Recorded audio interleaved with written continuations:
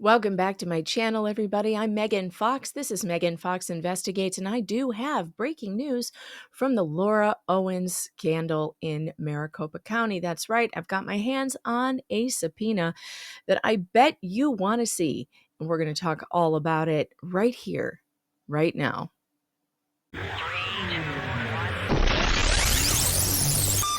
Laura Owens famously accused bachelor Clayton Echard of impregnating her after a one-night stand of what he says was only oral arguments. But you understand that Clayton has been very clear from day one that he did not have sexual intercourse with you, right? Clayton was not. If you look at the June 4th message, Ma'am, these are yes or no questions. Do you understand that Clayton was very clear from day one that it's his position he did not have sexual intercourse with you? Then the answer is no. She sued him for paternity just 1 month after alleging she was pregnant and went to the media to force him to pay attention to her. This led to over a year of investigation by independent journalists and YouTubers who smelled a rat. With the help of Redditors and this amazing audience, we were able to uncover years of fraud involving identical allegations with several other men, two of whom came forward to tell their stories of faked pregnancies, falsified medical records, dating contracts, harassing court cases, protective orders, and psychological torture. But like the big companies, I'll never get a job at because of this. And that's painful because I got to the final round with some of the largest companies in the world, like for some dream positions, and I never got them.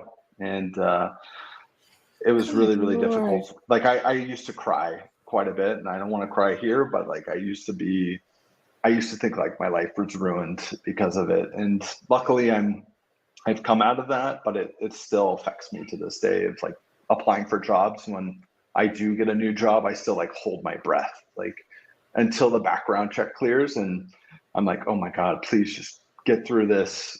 Hopefully, if they do have any questions, hopefully they give me the chance to at least explain my side of the story.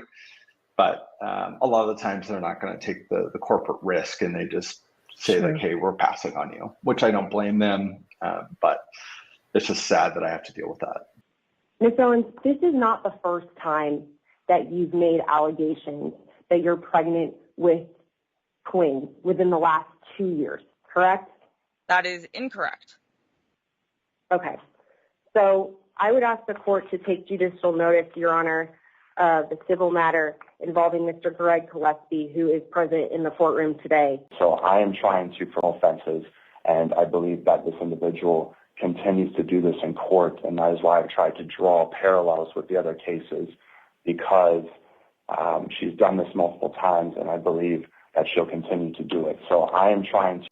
In May of 2025, Laura Michelle Owens was indicted after being referred to prosecution by Judge Julie Mata, who ruled in Echard's favor of non-paternity in June of 2024, after Owens brazenly lied on the stand and even went so far as to admit that she fabricated an ultrasound. What are we seeing here? What's this? HEVN? Is this are you seeing this? That's I'm literally. Yeah, that looks like a watermark. I can't unsee it. What the hell is that? It says Fiverr. Oh no! Oh, hold on. Okay, hold on. Oh my gosh, it's so apparent to see. How the hell? Oh my God. Are we? I am losing it. Now, hold on a second. Does the original have this? Because no, the original doesn't have it.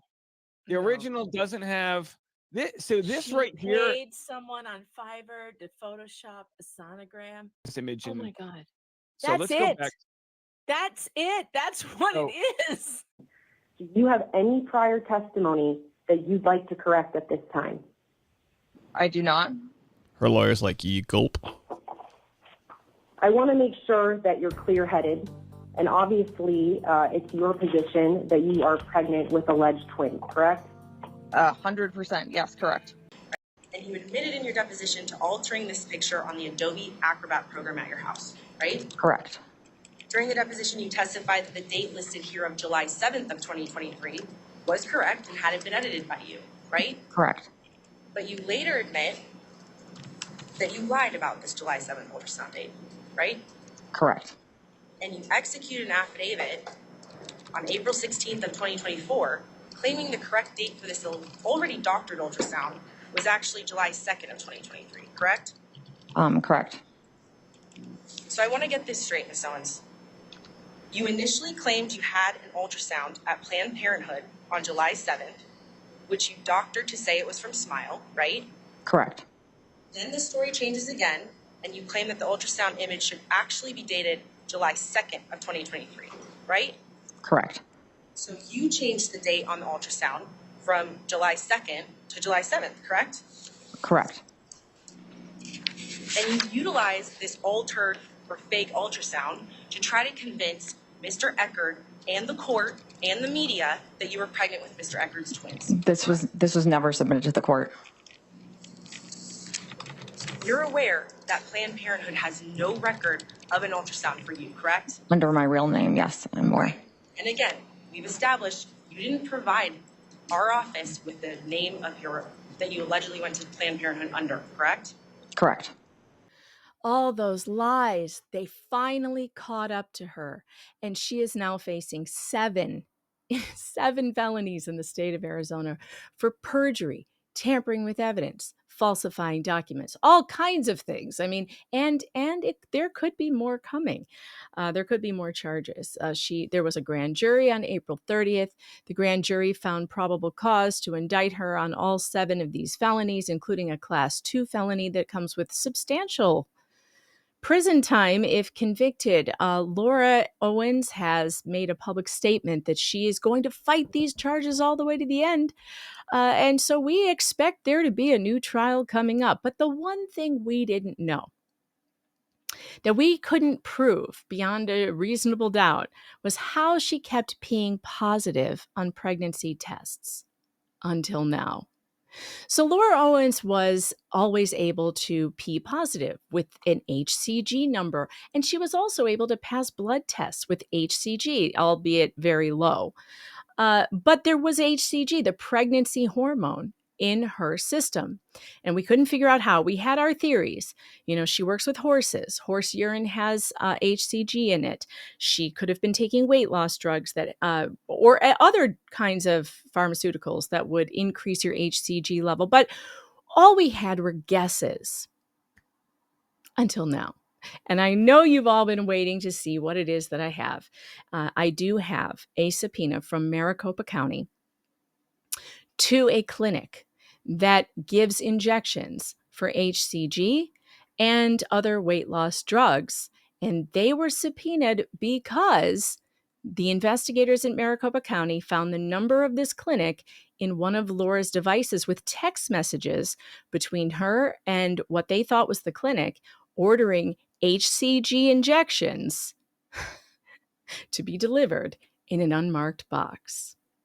A few days ago, an ex-user named Big Johnson brought this to our attention, and it was a post on social media. Now, I've redacted it because the name of the clinic right now we're keeping out of the general, knowledge, just in case for their own privacy, etc. And the person who came forward, obviously, I'm just leaving their name out of it.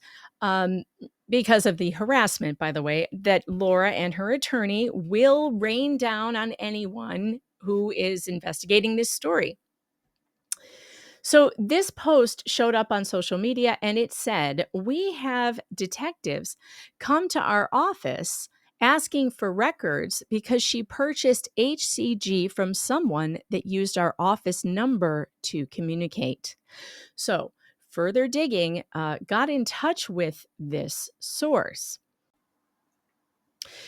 And the source texted back and forth with one of the investigators, and she said, "We require actual visits to prescribe HC medication because we have a weight loss clinic. Detectives said that most likely someone spoofed our number pretending to be us since it's on our website, etc., that we provide that service. We have no medical records or text records of ever communicating with her under her name or any of her aliases. They stated that they found messages on her phone between her and our office number ordering the product and stating she didn't want anything written on it or labeled so no one could see what it was when delivered. A courier service was supposedly used for the delivery, which we never use. We ship the product if someone orders and does not want to pick up in office. Wow. So I got in touch with the source, and the source told me I wanted to verify that all of this was true because we know for a fact that David Gingras let it slip a couple weeks ago when he was on with Reality Steve and Rachel Juarez. He let it slip that Rachel Mitchell, the county attorney in Maricopa County, had been running around town issuing subpoenas everywhere, he said. Remember this? Ultimately, if that happened, and if there was a criminal case, there may be a resolution of that. I don't know. It'd be interesting to see how that fleshes itself out in terms of getting all these questions answered. What if Rachel Mitchell has proof that Laura was pregnant? I don't know what that would be. I mean, she's been running around subpoenaing things, apparently. I assume she has. But ultimately, yes, it's just so complicated. Then come to find out that she was indicted. And so we had thought when he said that, oh, gee, that sounds like he has inside knowledge, right? And sure enough, that did happen. And what we have now here's the only reason. Let me explain quickly, because grand juries are sealed and you're not allowed to see what happens inside a grand jury. You can't get a transcript. You can't even talk to the witnesses. So we're in a very unique situation where we have someone who was subpoenaed to be at the grand jury, but they were never actually called to go because Laura was not actually their patient. Someone was spoofing their number in Laura's phone to communicate with her about delivering HCG, but it wasn't this clinic. And the FCC has much information on these phone number spoofing operations. It's basically what scammers do, or people who are trying to hide their identity. They can spoof your phone number and make it look like the call that's coming into your phone is from a different number than theirs. So it's difficult to trace. It's not impossible, though. And I have a feeling that through subpoenas and whatnot, the Maricopa County investigators are going to be able to track down who spoofed that number. But because the clinic that I spoke with did not actually testify at the grand jury, then they are not limited in talking about their experience with these investigators who came to their clinic to talk about this. So it's, again, the kismet involved in this case is always overwhelming to me. It really is. It's overwhelming. And we always end up being able to get information that we would normally not be able to get. And so this is one of them. So let's look at this subpoena together. This is a great example, by the way, of these subpoenas that went out all over Arizona from Rachel Mitchell. They looked just like this. So you can see here that it says, in the Superior Court of the State of Arizona, in and for the County of Maricopa, in the matter of appearance and attendance before the Maricopa County Grand Jury, the State of Arizona, too. And then I blocked out the clinic's information because we aren't making that public currently.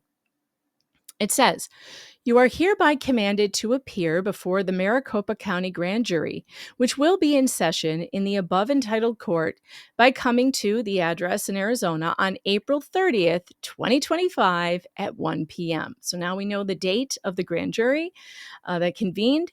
And it says this subpoena is for you to testify and give evidence in all matters that may be asked of you.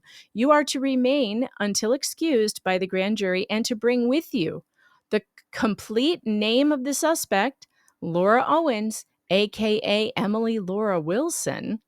And then they had I redacted her private information, date of birth, social security number, address, phone number, etc.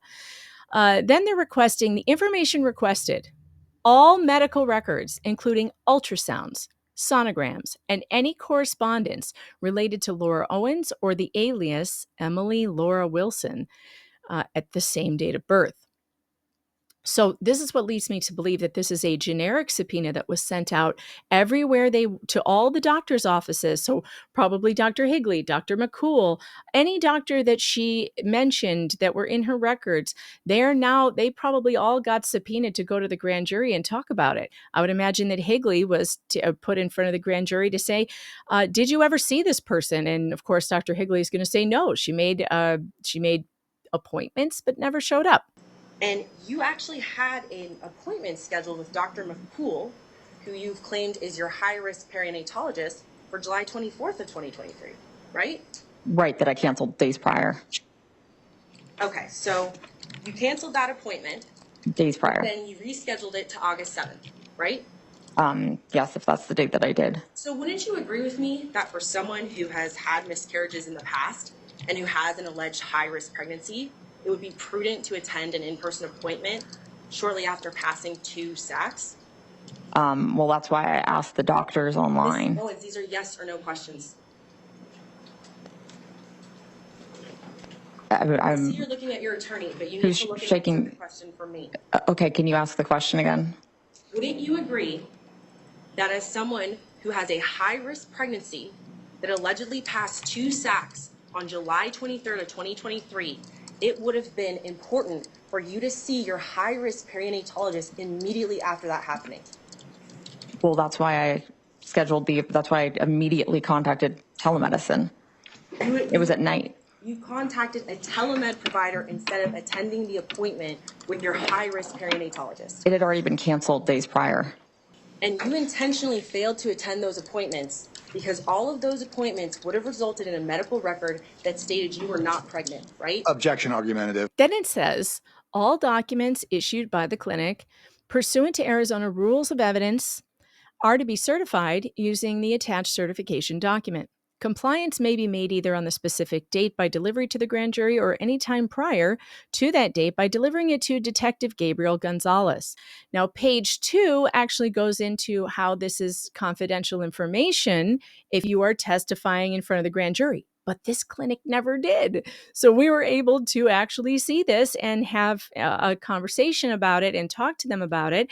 And what we were told is that investigators, probably sometime after, I would assume after the subpoena was received, investigators came to the clinic and had a conversation with the manager about how, is she a client?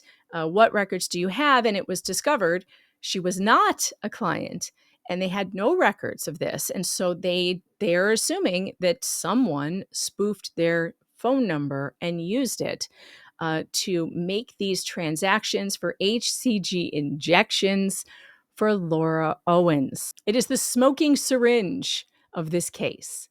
We have finally found it. So I am very excited about what discovery is going to bring in this case. Investigators have clearly done their homework. They have all the evidence. They have it all. They have it in her devices. They have they have been subpoenaing everyone involved. And so much more is going to come out. And so this was just a really fun thing for us to be able to see that, oh my God, they know even more than we do. And I know it's hard to imagine that Maricopa County investigators know more than this community does, because we have been, deep diving on this for over a year. But with the power that the state has to get into your devices, find all the information, they're going to find so much more. Can you imagine being one of these Maricopa County investigators? They must be having the time of their lives on this case, because it is one of the most interesting, diabolical cases I've ever covered in my entire career. And it's been a long career of doing this, and I've never seen anything like it. This has been one of the biggest cases I've ever worked on, one of the most explosive, and ending with 7 felony indictments is absolutely the icing on the cake to this story. So I just want to say thank you to all of you out there who stuck with us in this, who refused to be intimidated by David Gingras, Laura's attorney, or Laura herself, who spent months and months and months trying to intimidate anyone who talked about this story, anyone who investigated her lies. And I'm just very grateful. I'm grateful to all of you who tune in to watch, who help, who send me emails, who contact me. Thank you so much to the to hay bales and all of you Reddit investigators out there who made this possible, because there aren't enough hours in the day for me to find what you all have found. And so I just want to say thank you, and to Big Johnson for breaking this huge story. You guys are amazing, and I would love to have you on my team any day. And if I were ever falsely accused, I could only hope that I had a community of people like you who are dedicated to getting the truth out there. This has been a wild ride, and it's only going to get crazier. So stay tuned. My name is Laura Owens, and I know that before I even started this video, people on Reddit, just by virtue of the fact that I'm speaking up for myself, have started threads about me where content creators like Dave and Steve are happy because they have something to talk about on their podcasts and YouTube channels tomorrow.